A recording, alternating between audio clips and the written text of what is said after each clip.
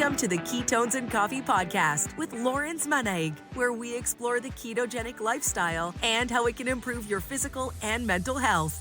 Each week, we bring you valuable insights and advice from experts to help you on your journey to a healthier lifestyle. This episode is brought to you by BasicKetogenicLifestyle.com, where Lawrence coaches individuals with depression to reverse their symptoms and achieve a healthier, happier life using an evidence-based approach. So sit back, relax, and join us as we dive deep into the world of ketones and coffee. Subscribe to the Ketones and Coffee Podcast today and never miss an episode. I'm so excited for this. It's my pleasure to introduce our guest today, Brian Sanders, the founder of the influential show Peak Human Podcast. Brian's voice resonates across borders as he delves into the nuances of nutrition to help maximize human health, human potential, and happiness. He's also a filmmaker behind the feature-length documentary Food Lies, which challenges the status quo, compelling us to question our dietary choices and their profound implication. He's also the co-founder of the health education company Sapien, with their mission to empower individuals with the knowledge needed to make informed decisions about their health. Brian is also a speaker and the owner of NoseToTail.org, providing premium grass-finished meat to 48 states. Brian, welcome to the show, man. Oh yeah, thanks for the intro. Let's do it, man. I stumbled upon there. You've achieved a lot in your career, and man, it's an honor to have you on, brother. I appreciate it. Yeah, just try to spread the good word.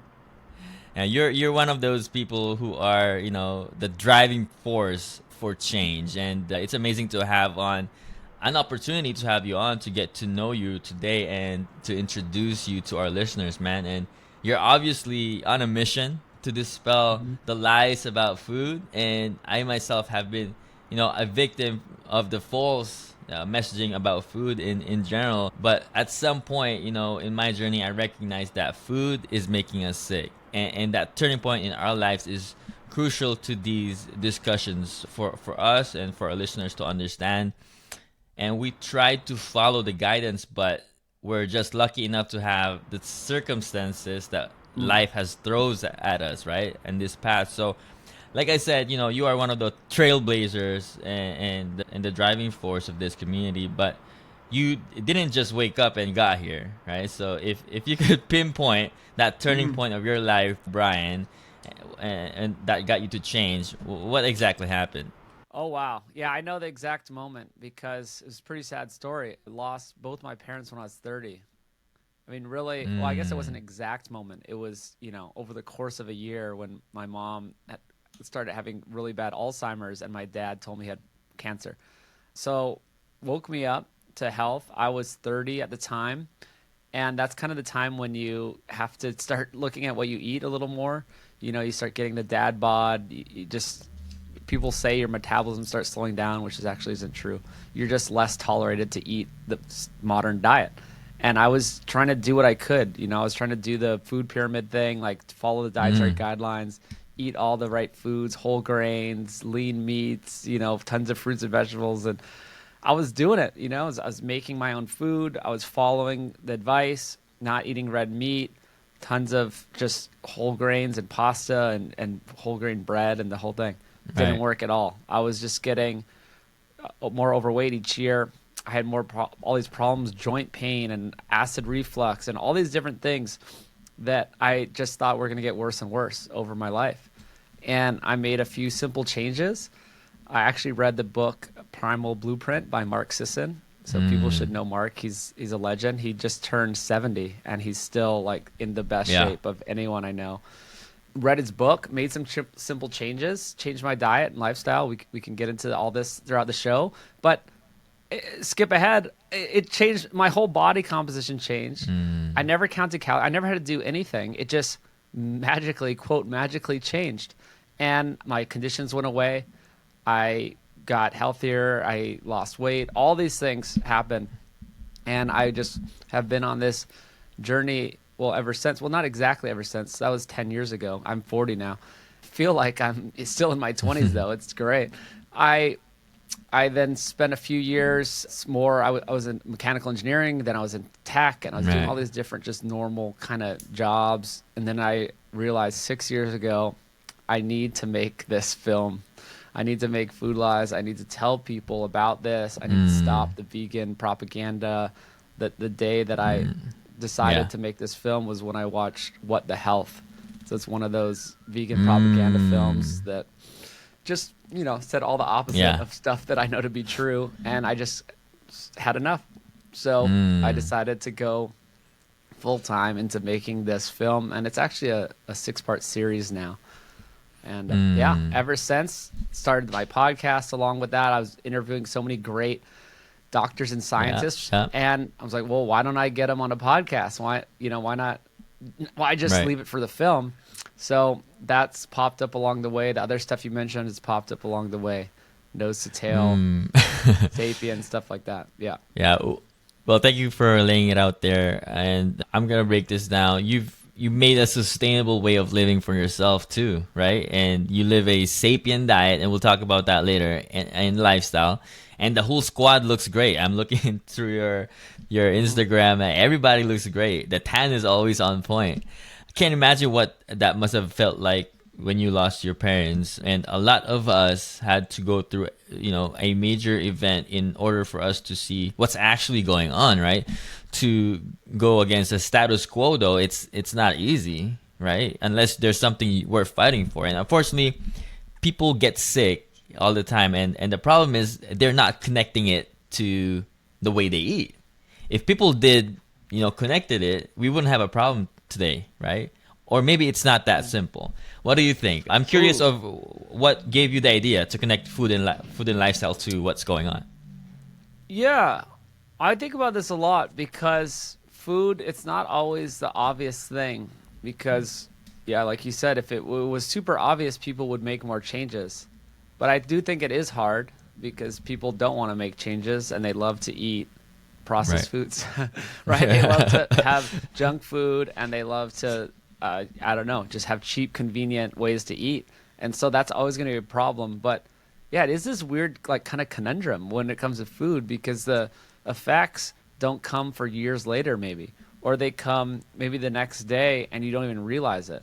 People don't connect it. It's just kind of the sad reality about our modern society, just kind of not connecting with food because that's not part of the medical paradigm, right? Or the doctors never connect it to food. They're not trained to connect it to food. They're trained to prescribe pills and procedures.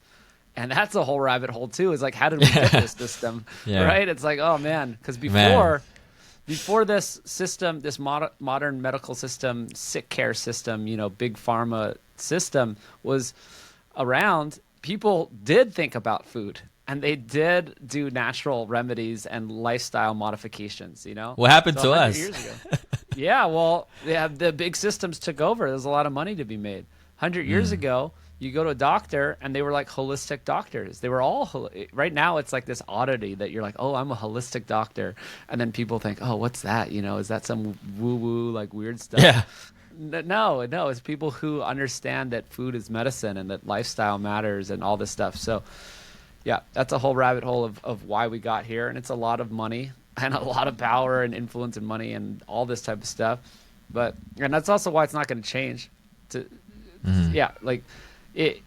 There's so much money being made. There's no incentive to change the system.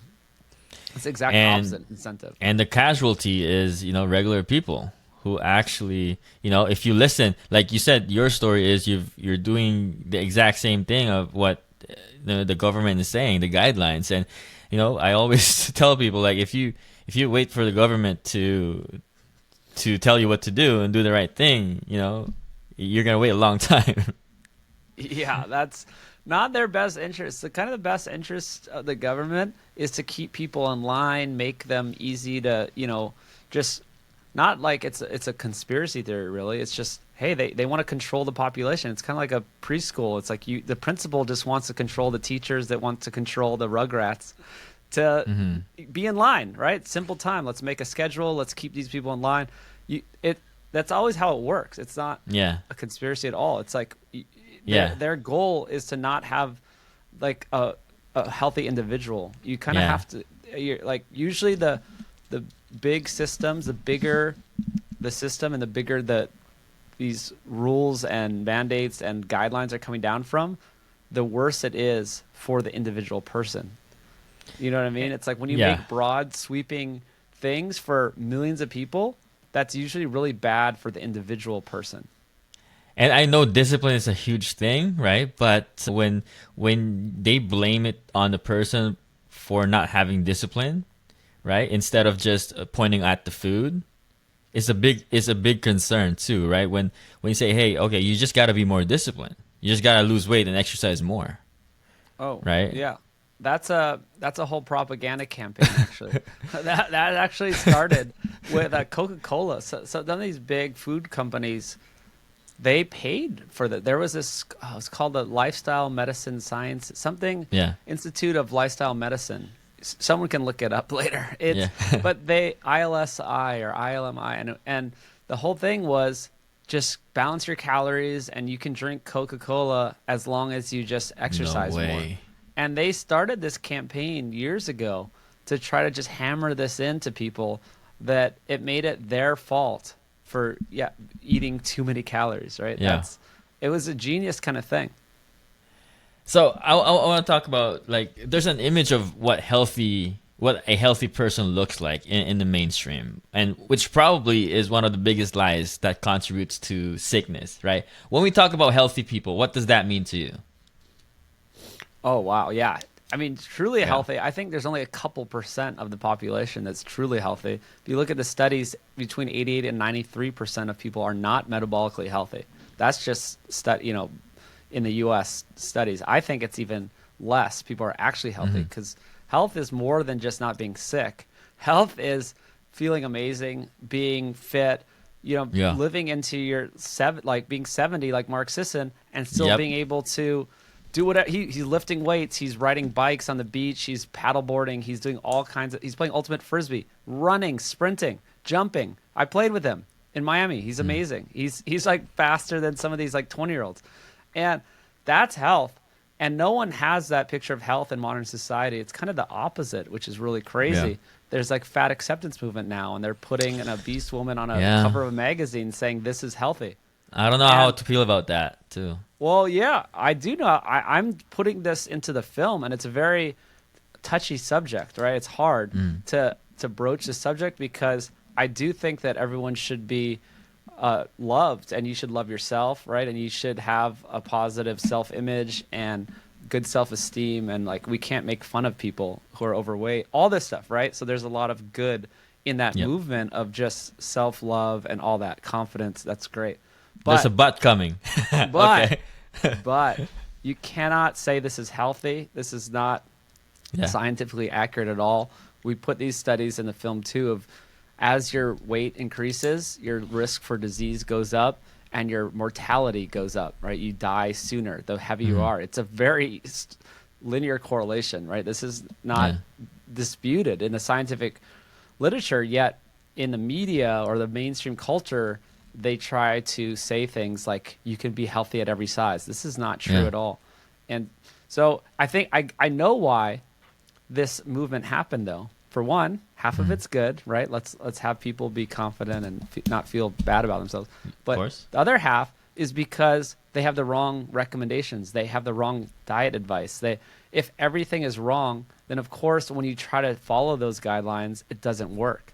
Yeah. Right? So if you tell people, oh, all you need to do is eat less, move more, eat whole grains, eat the food pyramid, eat like avoid red meat, avoid fat, eat like cracker, low fat products, and it's not going to work. Yeah. Right? Yeah. So of course, when it doesn't work, then you think, I'm just doomed. I'm genetically doomed. This is just me. I'm doing all the right things and it's not working. No. The whole system is wrong. It's not. Whole of system course is that's lying. not it. Yeah. The Yeah. whole system is lying. That's it. And so I get it. Yeah. And so then that results in people thinking it's genetic. Which we can debunk. Genetics don't change that fast. It's not like, if you look at the rise in obesity and chronic disease, it's within 60 years, huge uptick. Yeah. We went along for thousands of years. Just, only a few Yeah. percent of the population were fat or sick. For thousands of years. All the way up until very recently, huge uptick. Genetics didn't change. That's insane to say that it's genetic. I'll tell you a quick story. Because my dad thought his type 2 diabetes is actually genetic because he according to him, he doesn't like sweets, right? He doesn't even eat sweets, but he doesn't understand that fruits and carbohydrates actually become sugar in the blood, right? And he doesn't know that.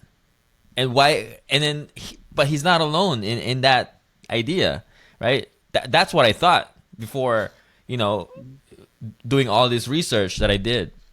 And that's just a misconception. And for him, it was genetic because he doesn't even eat sweets. For him, it has to be genetic. Exactly. I mean, that's a logical conclusion if you don't know this stuff and no one's teaching this stuff, right? This is not talked about at all. That people, they're giving in a diet based on empty carbohydrates, right? All these, especially empty carbohydrates, are the worst. You're just like white bread, like this stuff has nothing in it that's good. And of course, if that's all the messaging out there, then it's not going to work. No one's learning the real stuff. Yeah. Yeah. Yeah, no, it's really, I really sympathize for the regular people that's just going about their day, listening to the doctors or listening to whatever the guideline is.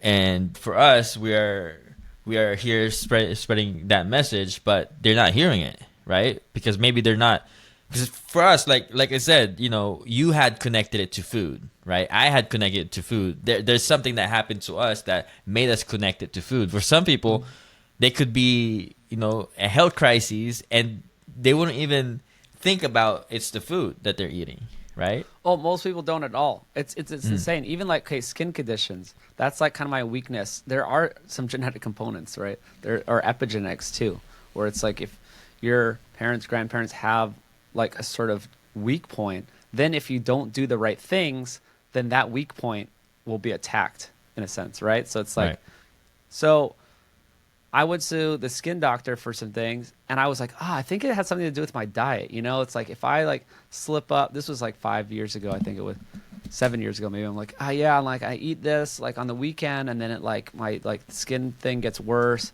She was like, what are you talking about? She like laughed me out of the room. This doctor was just like, what are you, like, are you insane? I'm like, well, no, it makes sense. There's like gut health, and there's, it makes sense that what you eat affects your skin. Your skin's an organ, and I have all this experience, and I mean, this is pretty obvious to people who are in the real diet and lifestyle world. Yeah, that's a normal doctor. I'll tell you a similar story to that, because my 3-year-old, her rash flares up whenever she would eat sweets or carbohydrates in general. And I tell my parents, hey, don't give her sweets. It flares up her rashes. And like, what are you talking about? We're just gonna. And then the next day they went to the doctor, not letting me know with my daughter, because I left her with her grandparents. Got her an ointment. I'm like, no, it goes away when you don't eat these foods. Why did you have to get that? I'm like, you don't need that, because after a day or two, it will be gone. Because we're back at home eating the foods that we love eating. That's good for us. Because she would always flare out when she would go to her grandparents. Mm-hmm. So I'm like, you don't need that ointment, and they look at me like I'm crazy or something. I see what you say. It's crazy. This is the modern. Yeah, this is the world. You got to come out of the matrix.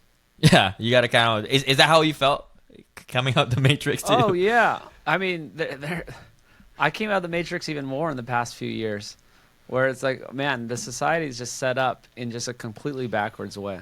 I want to talk to you about, you're a UCLA graduate with a degree in mechanical engineering, and now you're a health coach and building your companies. Can you remember that day when you decided that you're going to be a health coach? What made you decide to take that leap? Oh, well, yeah. This is funny because I never thought I'd be into the health stuff because I kind of just did whatever I wanted and played sports and I thought I was healthy. But I really got obsessed with it. I think maybe because of the mechanical engineering. There's this engineering approach and mindset of root cause, and there's actually a lot of health people that I know that I've interviewed that are engineers. Like a lot of the people that become sort of in this health world, they have this engineering background. And it's because I think, you look at what's the root cause, and we're not kind of indoctrinated into the medical system. If you go to the medical schools and the dietitian schools, they tell you all the wrong information. And it actually doesn't make any sense, right? When you look at their paradigm compared to the reality. Because I think this engineering approach is like, no. We need to actually know how food works and like how disease develops. So, it was sort of along the way of doing the film, doing the podcast, and I thought that I want to learn more about patients. So I started working with Dr. Gary, who's in LA, when I was living in LA, and I got to actually see patients in his clinic as a health coach. And I learned way more from that, right? Like a lot of people, they just are like textbook people, It's like, oh, well, I got a PhD in nutrition and I know everything about nutrition and this is how you do it. Even if they have the right ideas. I know a guy that really is in tune with the correct diet stuff, but he's just a PhD. He doesn't see any patients. He has no idea. And you need to know about reality and lifestyle and how it's hard and struggles people go through. And there's so much more to it. Half the battle is getting the right information, right? So most people don't have the right information. But then the other half of the battle, once they have that right information, is actually doing it, putting in place, living the lifestyle. And that's super hard, actually. And maybe we could give people tips and tricks and stuff like that, because it took me a while to get there. It's not like an overnight thing where all of a sudden you're like eating at the farmer's market and like making your own food for every meal. And no, it takes a while. And now I don't care about restaurant foods anymore. I never thought I'd get here. It's like I just have no interest in going out to eat anymore. And I'll go out to eat with, if there's a birthday party and we're going out to dinner, of course I'm going to go out to dinner with my friends. But other than that, I have zero interest.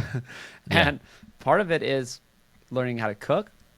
Part of it is knowing that things like red meat and fat and eggs and delicious foods are healthy. And so then you can lean into those and cook those, because most people think those are delicious foods, but they try to avoid them. So once you realize that these foods are healthy, then you can make amazing meals and you're not restricted. So I can make better food than most restaurants, not because I'm a great chef, but because I can eat all the indulgent foods. I can get twice as much meat as someone would serve me in a restaurant. I can make things to my liking, and I can control the ingredients, and it's delicious. Basically, you forget everything that you know from the standard American diet. You do the opposite. I flip it upside down. It's funny. South Park even did an episode on that, on flipping the food pyramid upside down. Yeah, that's great. Yeah. They're like, it's upside down, and so that's part of it. So that's one side. Knowing that meat is healthy, knowing that fat is fine, knowing that animal foods are healthy. We've been eating them forever. This is not the problem. The problem is the processed foods. The problem is like added sugars and seed oils and refined grains and stuff like that. So that's, but there's more to it. There's the mindset of changing. There's habit changes are hard. There's getting over food addiction. There's past trauma. I mean, we can't solve everyone's problems right now, but there's like a lot of underlying psychological issues, stuff going on. Underlying issues, like if you don't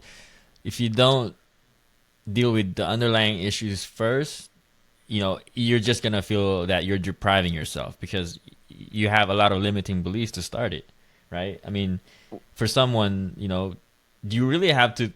Do you talk to them about, when you started coaching? Do you talk to people about just the history of things and why things happen and why did they vilify red meat? Because I feel like you have to go through that. Go deep. To them. Go deep. Well, with them.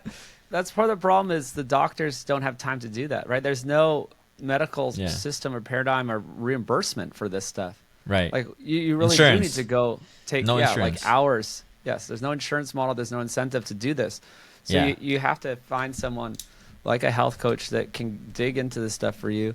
And there's a guy, Dr. Tro. He's great. He was an obese doctor, and he learned finally woke up to this and lost 100-something pounds. And great guy, great story. Big obesity clinic now that he helps people lose weight. And he says that 75% of them have past trauma. They have abuse, sexual abuse, stuff like that. These are the obese patients that come to him.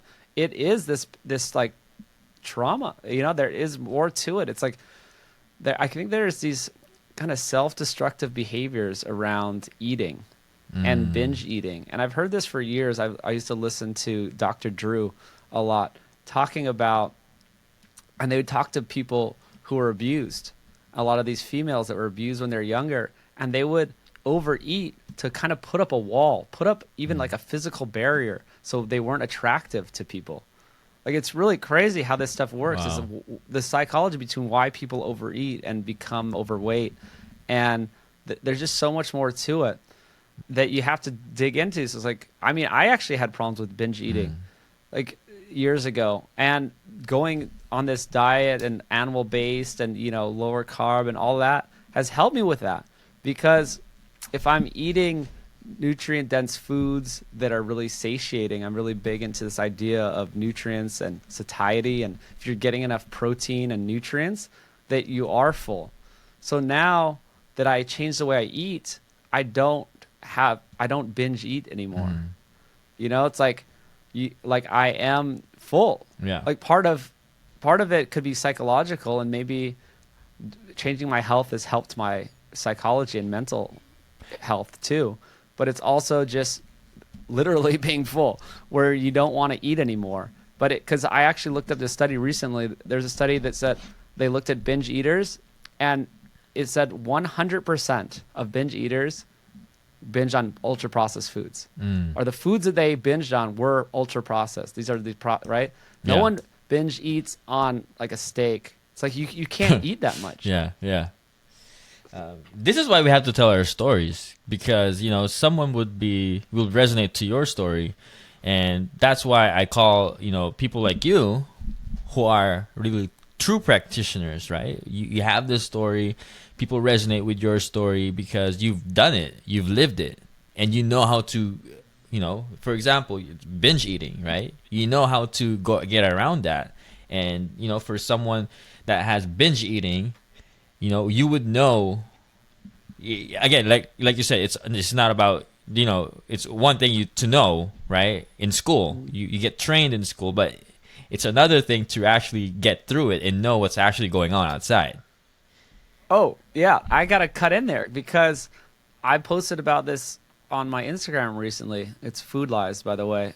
I do a lot of Instagram every day. It's actually really fun. I learn a lot from it too, just interacting with the audience and seeing what hits and what doesn't, and it helps with the film.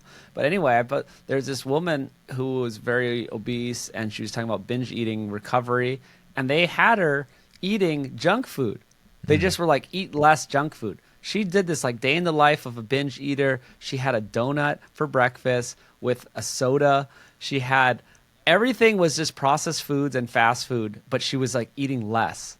And I was like, whoa, this is bad. Like, this is insane. This is like, okay, you're an alcoholic. All right, well, we'll just have less drinks. Like, no, that's the whole thing. It doesn't work. You think an alcoholic I'm laughing, tried but to that's just have less drinks? insane, man. It's so sad. Of course they've tried to have less drinks, right? Of course it doesn't work. Yeah. Of course this woman, tried to eat less.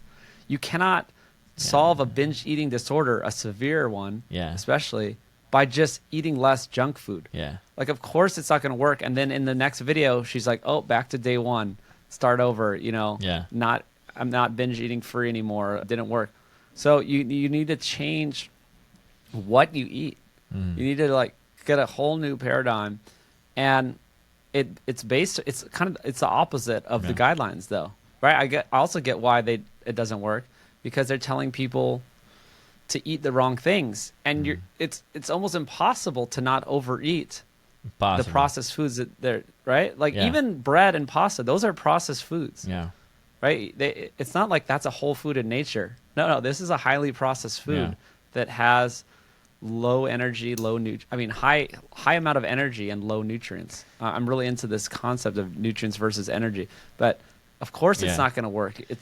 You're going to eat too much of it. Yeah, for us, it's easy to point out. Like whenever when my mom would cook something and it would be high carb, right? I would like not first bite, but I mean after the meal, you'll notice. Like I mean, for me, I come to this space from major depression, and it comes back with a vengeance for me. And so for me, hey, I know to not have these foods, and it's okay with me, right? I'm not depriving myself. For me, it's freedom, right?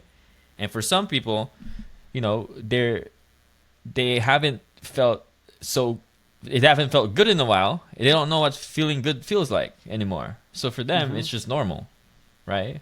But for us, I mean, having like a bite, I would notice it right away if you put sugar in there, right? I mean, we get so sensitive now. We get so in tune with our body. We know if there's something in the food. Well, that's actually the beauty of it too, is that you don't want sweet things anymore. Yeah. You can just have a little bit of natural sweetness, and you're like, oh, this is delicious. Yeah. You don't need to put extra stuff on it. Or I don't even actually use sauces anymore. I'll rarely use sauces, because if you cook good quality, healthy animal foods and whatever other, delicious plant foods, you don't need sauces. Like they're just naturally good. You can season them with a little salt and pepper. Yeah, I don't need all this extra stuff. Your palate changes. Let's talk about your documentary, though. We have a little bit of time here. The overwhelming phrase that jumps out to me from your bio is the phrase "food lies," right? And when I think about those two words, I think deception. I want to know, what does those two words combined mean to you? Yeah, well, it's kind of the whole world's a lie. There's so many things that are backwards. That's what I was kind of saying right in the beginning. It's like when these big systems come, government, there's so many lies. Pharma lies, sick care, system, healthcare lies. Food lies, to me, it's like just how wrong we got everything. And sometimes I think maybe it's not a lie, and sometimes I think it is. Is this purposeful lie, or is it just we got things wrong? But almost everything about food is kind of backwards. And it started in the 1950s. And we go through this whole detail in the film. Some people have heard of Ansel Keys. Yes. And there's this whole thing on saturated fat being bad. And there's another guy, John Yudkin. He's like, I don't think it's saturated fat. I think it's sugar and flour, And, well, Ansel Keys won. Quick story. Ansel Keys won. They kind of just said, all right, well, saturated fat's bad, cholesterol's bad, avoid meat and eggs. And then, so fat's bad, so then, carbs must be good. Processed food industry took over. They took out the fat in products, and they added in a bunch of refined grains. Yeah, without sugars, evidence, by the way, flavors. right? Oh, no, I know. They had these like terrible studies that were observational, didn't even show anything. And actually, there's a great book called The Big Fat Surprise by Nina Schultz, who's a legend, who now has a nutrition coalition. She's trying to change the guidelines, who's a friend of mine, who is in the film. She's great. Let me grab the book. Go ahead. Yeah. No, everyone should read this book. This book is legendary, Big Fat Surprise. She goes in to all these studies that were buried, that like they reinterpreted the studies, and there was lies, there was deceits. So there actually were some lies there. And I think there was some big industry influence even back then, where the processed food companies that have a lot of money, and there's a lot of money to be made with this decision, were doing their lobbying like they always do, and made it so that this idea that the saturated fat and cholesterol was a problem instead of the sugar and the carbs. So big history there. Read the book. I'm not going to do the whole spiel now, but I think the biggest lies out there is that's it. It's just based on the one lie that saturated fat and cholesterol are bad. So when that happens, then red meat's bad, then all these natural foods are bad, and that changes the entire paradigm. And there's actually another big lie. I think it's a calorie lie. This idea that just all calories are the same. it's such a big lie. And actually that kind of enabled the food pyramid and these dietary guidelines and stuff. Because they're like, okay, well, if all calories are the same, then what's wrong with just eating a whole bunch of grains and starchy foods and bread and pasta and potatoes and we'll put them at the bottom of the food pyramid. You know, who cares? Yeah. All calories are the same. Why not? We'll just fill up. These foods are cheap. That's also part of it too, is we have all these subsidies for these foods, corn, wheat, and soy, you know, stuff like that. So yeah, these foods are cheap. People like to eat them. And so let's just fill up your diet with them. Well, that's a huge lie. The calorie thing is insane. This is why I get into the nutrient to energy thing I mentioned. And so nutrients, protein, fats, essential fats, minerals, vitamins, these are what your body needs. Energy, mostly fat and carbs, right? Either one. You need to worry about this nutrient to energy ratio. And this is also a very different type of calorie, right? There's nutrient calories, and then there's energy calories. So yes, there is something to calories. Yes, you become fat if you eat too much energy calories. If you eat too many of these refined oils, refined grains, sugar, these are the problem calories. The problem, right? It's completely different from eggs, meat, whatever, avocado, oysters. Like, these things are packed with nutrients, and there's good protein, there's good things in them. These are not the same as energy calories. This is so huge that people do not understand. And yeah, I think that was just the biggest lies. Saturated fat's bad, and all calories are the same. Those two lies, everything else stems from that. The low-hanging fruit. Like, it's a simple change. I mean, for people, like I said, it's a simple change. And I'm not saying it's easy, right? Simple is not easy. Like, obviously we go through, you know, we have conditioning. We have, you know, when we're growing up, obviously, you know, that's how you were raised. You know, people say, hey, you know, you gotta, for us, it's rice at every meal. I can't eat a meal without rice, because that means we have a word for it, but for us, you know, you can't have any meal without rice. And that's just cultural for us. And, well, I grew up in Hawaii, so I know what you're talking about. Yeah, so I mean, like, they look at you with three eyes if you eat something without rice back home. And I'm like, man. And now, you know, they understand, you know, they eat what they eat, and I eat what I eat, right? And that's how it is. And I try to share what I can, and I'm not trying to force anything to anyone. I'm not trying to, you know, force feed anyone with information. Here's the information, like what you're doing with your Instagram, and I love what you're doing. And it's just, you know, you're mission driven, and I love it.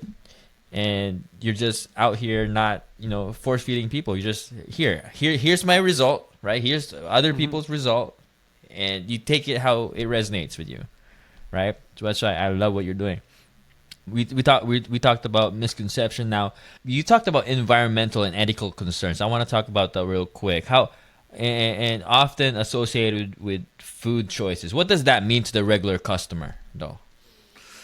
Yeah, I think this is a big lie too. There's like all these big kind of propaganda campaigns out there, and the environmental side is huge, where they're trying to say that eating meat is bad for the planet, right? And that it's like they do a lot of this, these big systems where they'll take a concept and they'll use it to get their way, right? In a sense, right? It's like they have these.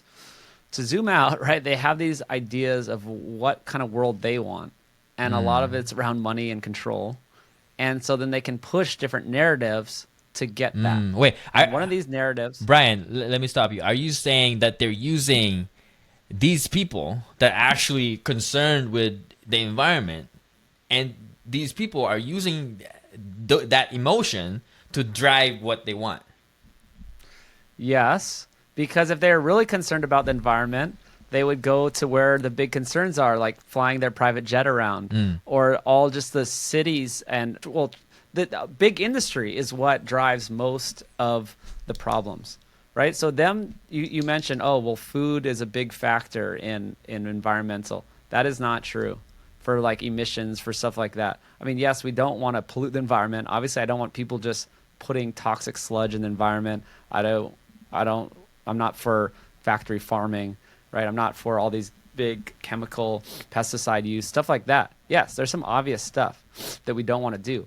But emissions from cows, like methane, that is not a big problem at all. There's always been ruminant animals, bison, buffalo, horses, cows, all these animals have been on Earth forever, and they actually help the ecosystem. They fertilize the soil. They help the grasses. They co-evolved with these grasses, and they're good for the environment, especially if you raise them correctly and you leave animals on land and you don't stick them in a feedlot, right?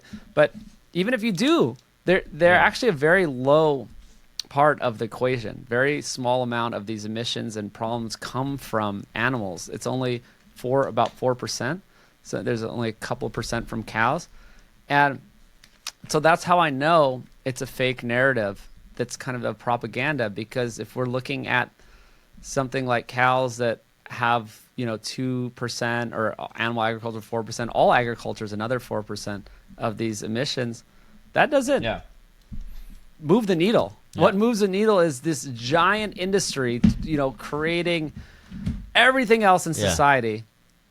That's what matters, but no one's talking about that because that's how I know it's a narrative. If you're really concerned, then you would be like, okay, no more private jets, or let's completely stop just completely wasting energy on, I don't even like clothes. I don't know. There's so many things, technology, throwaway stuff, electronics that are good for, a few months or a few years, and then they expire and they're no good. This consumerism, there's a million other things you could attack in society that have way more of an impact. Food is the least impact. It's actually pretty efficient, and we need food, right? There is a impact on grow. I mean, there's always some sort of cost for growing things or acquiring things from the world, but food is something that we do need. There's a million other things that we don't necessarily need that they could try to crack down on, and they don't. They should crack down on those ethical concerns. I mean, the ethical concerns are okay, but it means that they don't know how vegetable oil is actually made. You know what I mean? Like, for people, for this propaganda to work, people probably doesn't know how things work. The industrial and the agricultural industries and how food is made, how processed food is made, they don't actually know that. Like, people don't know that. Oh yeah, the factories it kills more animals. It kills more animals, growing crops than it would to raise animals for meat. Yeah, I mean, they're putting a lot of money into the propaganda and just them blaming the cows for what's going on, man. That's just low. That's just low for them, man. It's really obvious, actually. If you take a step back, I try to make these posts and memes and stuff just to snap out of it. People have to just, because if you don't think about it and it just keeps on repeating in the news and whatever media, then you kind of just go along with it. But then you're like, I got to snap people out of it. This cow that's been sitting here forever on grass, doing its thing, minding its business, never a problem. And then now you're saying that all this insane big industry, fake foods, giant factories, giant processing equipment, fake chemicals, fake additives, you're not considering this, and you're going to blame on the cow? It's such an obvious smokescreen. Now I know why you said the Matrix. How? Exactly. It's easy to fool people in the Matrix, brother. Yeah, that's why the red pill. I mean, I got red pilled. It's like so many people are just taking the blue pill. They don't even want to know. They don't want to know. They're just well, I'm happy. I like to eat my rice with every meal. I like to eat McDonald's. I like to do this and Doritos and Gatorade is delicious. Well, whatever. People just want to be in the Matrix. It's it's crazy how 80% of the world would just take the blue pill. And just keep going. Okay, we'll keep this going. Nose to Tail offers, well-raised animal products. Could you explain the importance of that and how it connects to that documentary? Oh, yeah. That's part of my mission. Is I didn't have a plan of how to make money. I didn't want a podcast I didn't want any advertisers on my podcast. So I was like, how about I kill two birds with one stone?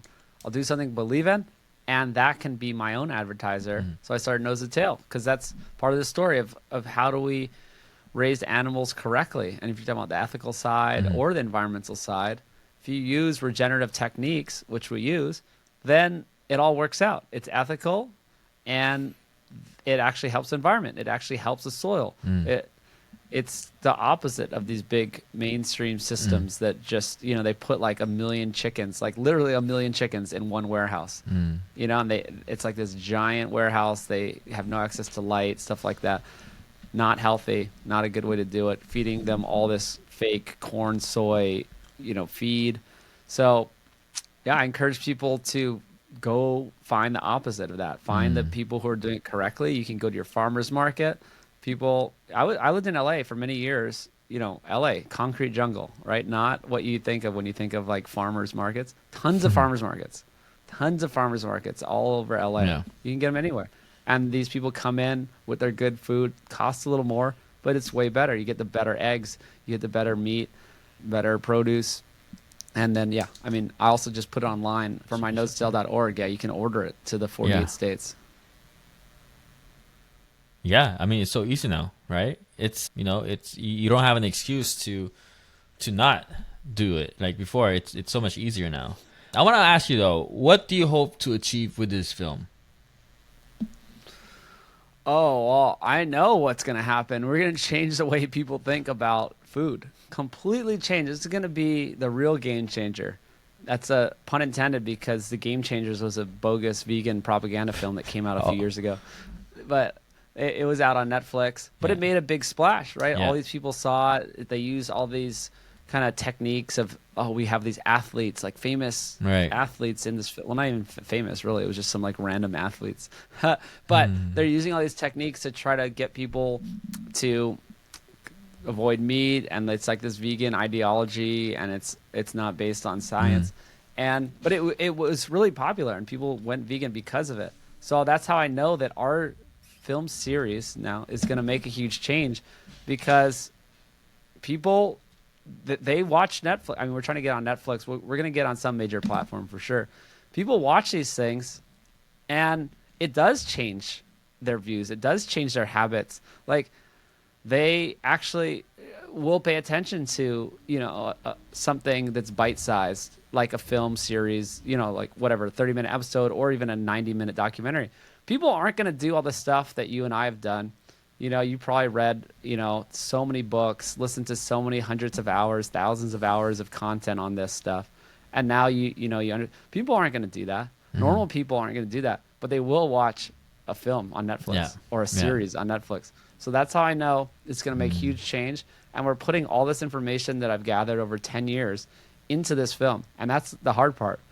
It's because we're trying to pack in so much great stuff into this one masterpiece. So it's oh man, I'm so excited. I'm working on these graphics, working on all these things each day, and we have such a good team that we have a great director, editor guy who I grew up with in Hawaii, who's just amazing filmmaker and producer, and we have custom soundtrack composer people. We have a graphic artist.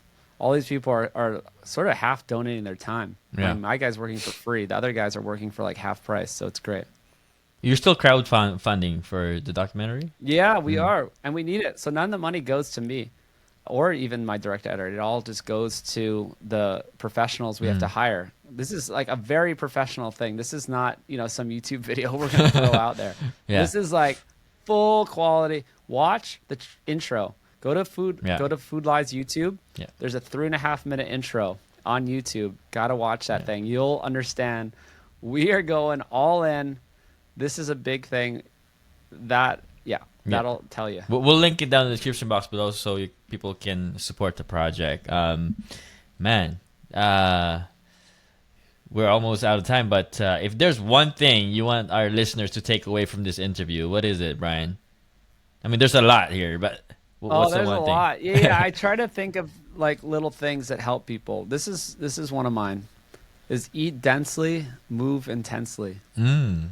So This is like kind of the Love that. opposite.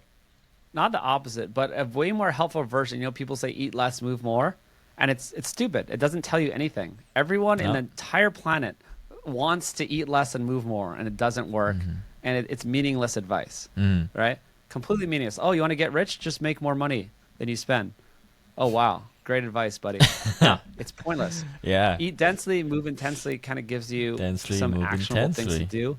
There we Eat go. nutrient-dense foods, right? This is what I'm talking about, the nutrient to energy ratio. Like, I didn't get into the whole spiel about it, but I think people can kind of understand nutrient to energy. This is like how nutrient-dense a food is. These are the foods that are low in refined carbs and low in sugar, right? This is like meat and eggs and fish and, you know, pickles and sauerkraut, like these lower carb vegetables stuff. Like, these are great.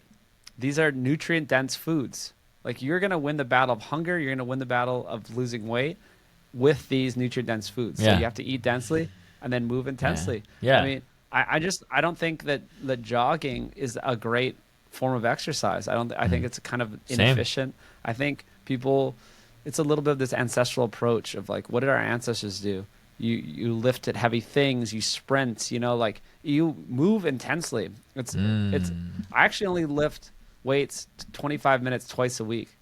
I heard that. I lift I less saw than that. an hour and less than an hour a week. I've never lifted more of that since 2007. I guess, you know, in college I probably did a little more than that. Since then, not at all. And you can have great results.